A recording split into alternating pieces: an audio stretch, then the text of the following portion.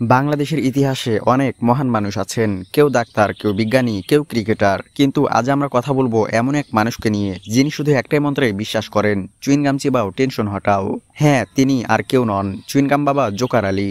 Joker Ali অনেকের জন্ম হয়েছিল এক শান্ত গ্রামে, কিন্তু তিনি শান্ত থাকতে পারেননি, কারণ তার মুখে সবসময় কিছু না কিছু চিবানোর অভ্যাস। ছোটবেলায় জোকার ভাই এমন ছিলেন না, একদিন এক বিদেশি চুইনগাম খেয়ে এমন কাণ্ড করলেন। এরপর থেকে দিনরাত মুখ নড়ছে, মুখ নড়ার কারণে কথাও কম বলেন। Batting, bowling, fielding, wicket keeping কিংবা প্র্যাকটিস, সব সময় তার মুখ নড়বেই। এভাবেই আস্তে আস্তে জন্ম নেয় এক নতুন কিংবদন্তির, চুইনগাম বাবা।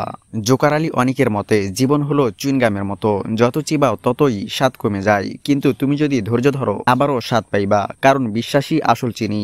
জোকার আলী অনেকের এমন চিন্তাভাবনা এখন গবেষণার বিষয়। একবার একজন জুনিয়র ক্রিকেটার তাকে জিজ্ঞেস করেছিল, চুইনগাম বাবা, আমি জীবনে ব্যর্থ কেন? অনেক ভাই চোখ বন্ধ করে বলেছিলেন, তুই ব্যর্থ না, শুধু ভুল ব্র্যান্ডের চুইনগাম চিবাচ্ছিস। আর সেই জোকার ভাই এখন দেশব্যাপী চুইনগাম শান্তি আন্দোলনের প্রতিষ্ঠাতা। জোকার আলীর স্বপ্ন একটাই, 2030 সালের মধ্যে প্রতি ঘরে এক প্যাকেট চুইনগামের ব্যবস্থা করা। তিনি মনে করেন চুইনগাম মানেই মনোযোগ, ফোকাস আর হালকা মজার ফিল। সেদিন আমার এক ছোট ভাই চুইনগাম চিবাতে চিবাতে একটি মেয়েকে প্রেমের প্রস্তাব দিয়েছিল। ছোট ভাইয়ের চুইনগাম চিবানো দেখে মেয়েটি সাথে সাথে প্রস্তাব গ্রহণ করে। সেদিন আমি অফিসে কাজ করার সময় চুইনগাম চিবাচ্ছিলাম। কাজ জমা দেওয়ার পর বস আমাকে খুশির ঠেলায় মাথায় তুলে নেচেছিল।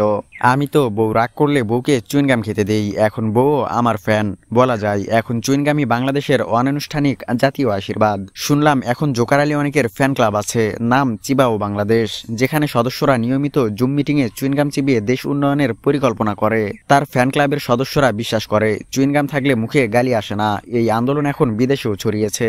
ইতিমধ্যে দুবাইয়ে প্রথম চুইনগাম কনফারেন্স হয়ে গেছে, যেখানে অতিথি বক্তা ছিলেন চুইনগাম বাবা নিজে। চুইনগাম বাবার জনপ্রিয়তা এখন এতটাই যে রাজনীতিবিদরাও ভয় পাচ্ছেন, মানুষ ভোট না দিয়ে চুইনগামই দেবে। জোকার ভাই এখন টিভি শো, বিজ্ঞাপন, এমনকি টক শোতেও যেখানে প্রশ্নের উত্তর দেন একটাই শব্দ, চিবাও। শুনলাম সম্প্রতি বেরিয়েছে তার বই চুইনগাম দর্শন, চিবানোর মধ্যেই চিন্তা। এই বইতে লিখেছেন, জীবনে কখনো কিছু না চিবিয়ে ফেলো না, কারণ প্রতিটা চিন্তা চিবিয়ে নিলে স্ট্রেস গলে যায়। বই বিক্রি শেষ হওয়ার আগে 3 বার রিপ্রিন্ট দিতে হয়েছে।